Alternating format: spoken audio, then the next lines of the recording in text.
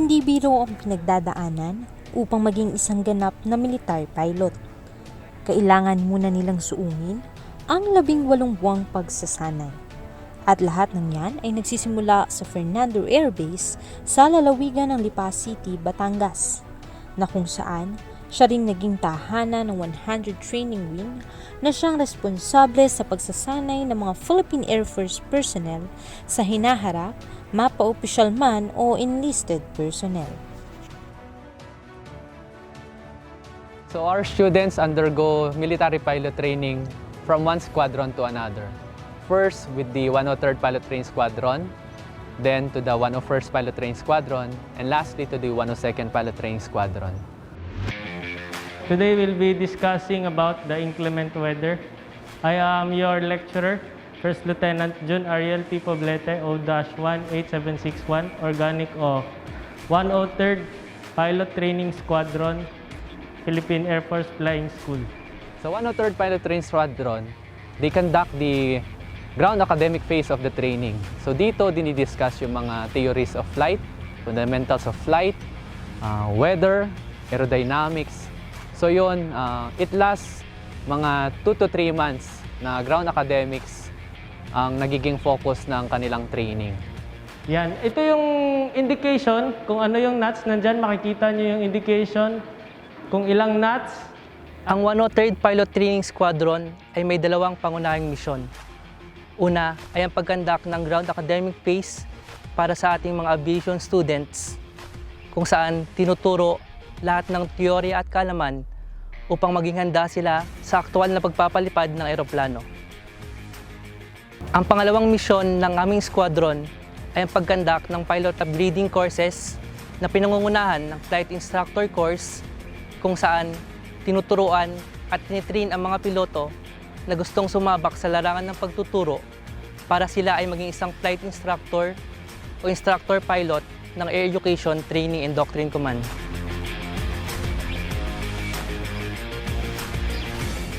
Sa phase na ito, tinuturo ang jungle environment and survival training upang ihanda ating mga piloto kung sakaling mag-land sila sa kagubatan na setting. Tinuturo dito ang iba't ibang techniques para sila ay mabuhay sa kagubatan, halimbawa na lang ang paggawa ng tirahan, paggawa ng apoy at paghahanap ng kanilang makakain.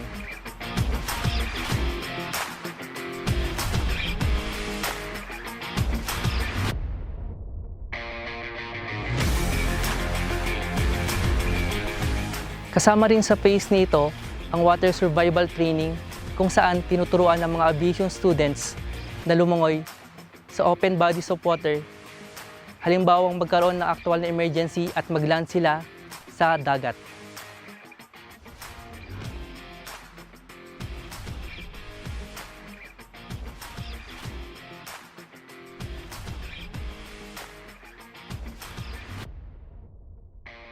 Tinuturo rin sa phase nito ang Basic Life Support o BLS kung saan tinuturuan ang mga estudyante ng iba't ibang techniques ng first aid na pwede nilang magamit sa kanilang pang-araw-araw na activities habang sila ay nasa training at pwede rin nilang magamit pagka-graduate nila ng Philippine Air Force Flying School.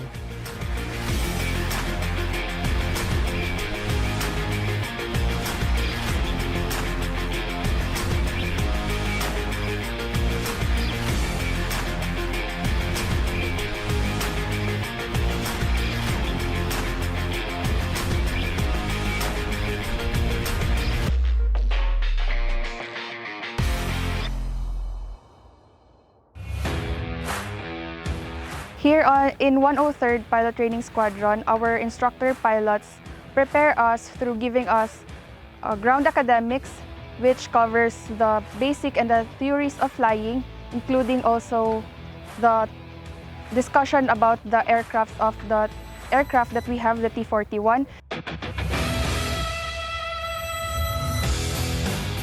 So the 103rd Pilot Training Squadron, or the Ravens, has molded me into a much better individual since the first day I came here.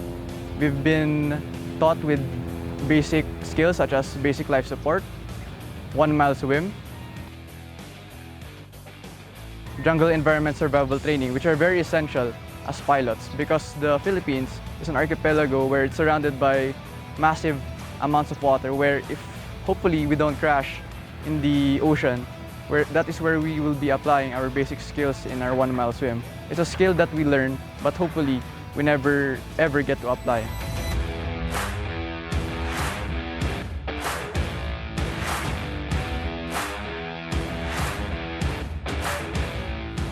The aim of the 101st Pilot Training Squadron is to give the aviation student the primary basic knowledge in flying the T-41 aircraft and to give them 60 hours to be qualified to move to the 102nd Pilot Training Squadron.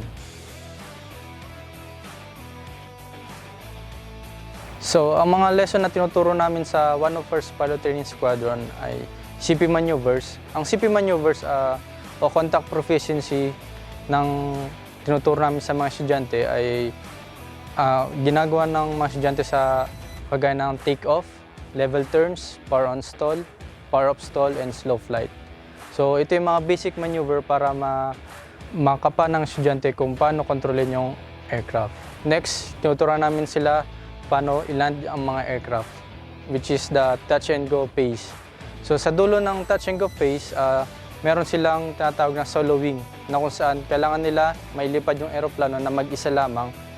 At kapag successfully nila nailipad na mag-isa lamang eroplano, tuturuan naman sila ng instrument lesson at sunod nito ay navigation at ang pinakauli ay completion phase na kung saan lahat ng mga natutunan nila ay i-apply nila sa completion phase ng training.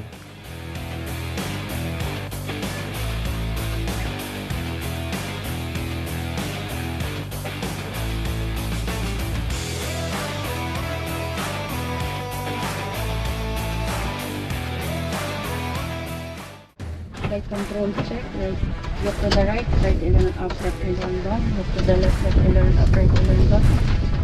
Dito sa 101st Pilot Training Squadron, meron kaming series of courses na kinakandak katulad ng accuracy landing, touch and go, CP maneuvers, basic instrument flying, formation flying, at saka yung pinakahintay namin na long navigation. Sa long navigation, nakapunta kami sa Legazpi Albay.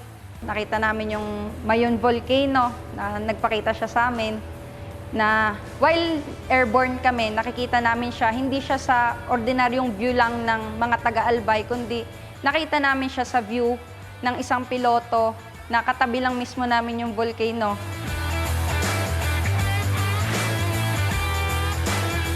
Bit-bit ang mga aral at karanasan mula sa mga naunang yugto ng pagsasanay. Ang mga student aviators ay tutungo na sa susunod at pinakahihintay na kabanata nila sa pagpasok sa Philippine Air Force Flying School, ang malipat sa 102nd Pilot Training Squadron. Dito na magsisimula ang kanilang aktwal na pagsakay at pagpapalipad ng sasakyang panghimpapawid.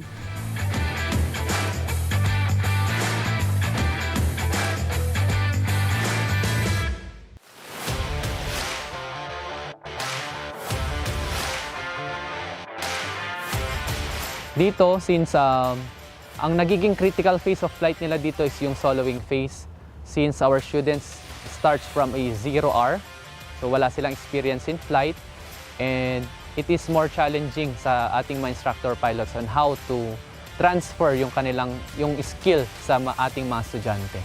Going to the 102nd Pilot Training Squadron, once they complete all the requirements or yung requirements for the flying phase on those two squadrons, pupunta na sila sa 102nd Pilot Training Squadrons.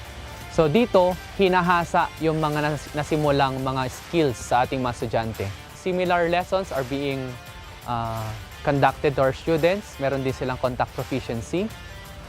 Meron pa rin silang soloing phase.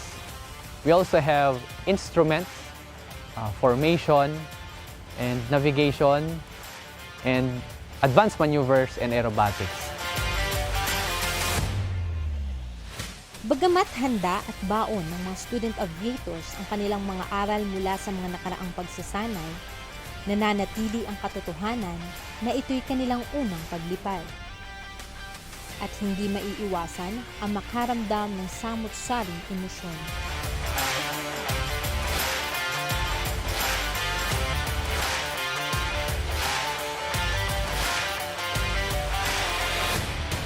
Seat unlock, seat belts, harnesses fastened and adjusted, doors closed and locked, all electrical switches off, circuit breakers all in, alternator off. So, in dealing with the various circumstance na na-encounter namin dito sa Paffs, being the lowest mammal nung pagpasok namin during our flight training, syempre nag-umpisa kami ng ground ACADS, tapos inilipat kami ng flying training.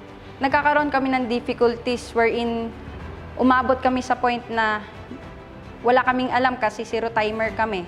So, nandyan yung mga instructor pilots namin para mag-guide sa amin, nag-explain sa amin kung ano yung nangyayari during our flight. We have our pre-flight briefing, post-flight briefing, at meron din kaming mga designated mentors na pwede namin kausapin once na may hindi talaga kami maintindihan dun sa mga lessons namin sa isang part ng training namin.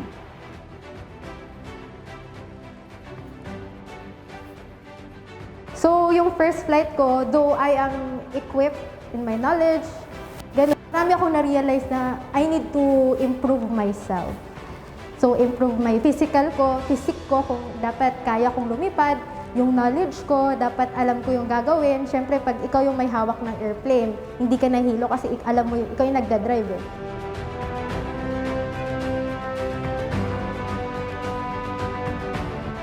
Honestly, may slight fear of heights ako. So, yung very first flight ko, medyo natakot ako upon takeoff pa lang. Pero slowly, throughout my first lesson, my instructor pilot helped me to build my confidence and finish the flight and perform the different maneuvers during my first lesson. So eventually naman, siguro halfway through my first lesson, na-overcome ko naman yung fear of heights ko, and then eventually, yun, nakapag-land naman kami safely, and nasabi ko sa sarili ko na it wasn't as bad as I expected. Kinakabahan ako noon and at the same time excited. It's mixed feelings, pero mas excited talaga ako. Pero yun, mas kinabahan na ako nung nahilo na ako. Kasi sabi ko, ano ba itong pinasok kong pagpipiloto na to? Kaya ko ba to? Kaya ba nila akong baguhin? But then again, nag-improve naman ako. So, yun, my first flight is one of the most unforgettable experiences in my life. Sa aming pagbabalik, ating alamin ano-ano nga ba ang mga tradisyong natatangi lamang sa Philippine Air Force Flying School.